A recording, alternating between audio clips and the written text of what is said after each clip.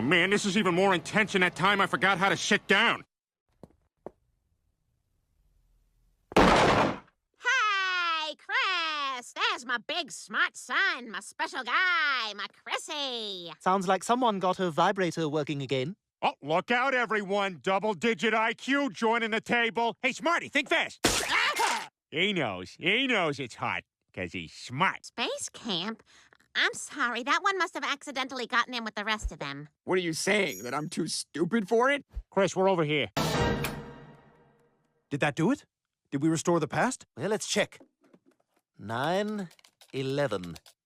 Oh, there it is. We did it, Brian. We made 9/11 happen. High five! All right, high five! Hey! Well, that probably wouldn't look very good out of context. Hey, Brian, check it out. Meg's poking around the cargo hold. I'm gonna give her a little scare.